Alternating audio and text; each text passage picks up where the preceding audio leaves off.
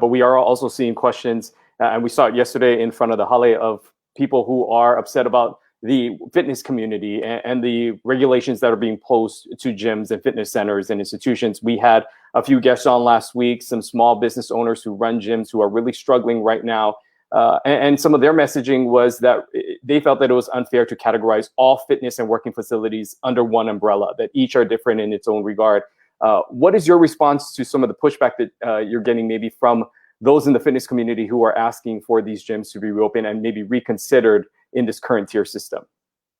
You know, it doesn't just come from the gym community. Every day I get asked, and I actually talk to people, meet with them about making exceptions for their business and their industry. And a lot of arguments about whether it's fair or not, including from restaurants who still push back and say, I should allow non-family members to eat in restaurants. You know, why can you go to a beach park, 5 unrelated people not living together, but you can't come eat at my restaurant? And you know, I would love to open up all of these things and make exception after exception. And pretty soon the exception would become the rule and everything would be open like it was the first time we reopened it. In 3 months, everything was open. Bars are opening. And then when I opened bars, they said, could we sing in bars? And I held the line there. And then, you know, there's so much pushback, we allowed singing in bars. And then we saw 350 cases. So, Ronnie Yunji, I tell these folks, I understand. And I wish we could open your segment now too. But we based these decisions. I didn't just make them on my own. We sat down through countless hours with doctors from the Department of Health, doctors from outside the community and the private sector to come up with this and where were the risks and where weren't the risks.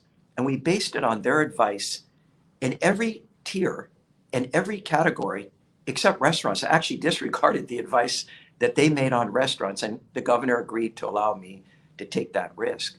So I hear them. And what I'd like to tell, you know, the kids that are out there in front of the Hale, I saw them, I heard them, and I felt really sad that, you know, they were being impacted where they were. But I keep reminding them, tier 2 is around the corner.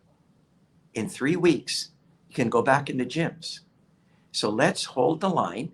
Let's follow the plan. If we announce a plan and immediately start amending the plan to allow different things to occur, it no longer is a plan.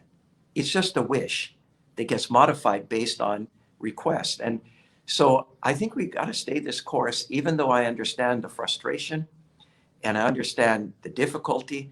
You know, I also hear it from intramural sports. You know, how come a little league can't be playing in parks? That's not fair. You know, we need to get our kids back. What I tell them is kids haven't even started going back to school yet in large numbers. Let's get them back to school. Let's get them back to learning before I start talking about playing sports.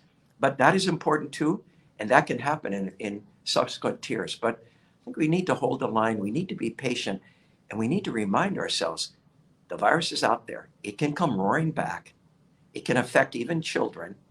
And we need to understand that until there's a vaccine and enough people are vaccinated, we have to live a different lifestyle for a long time to come, maybe another year.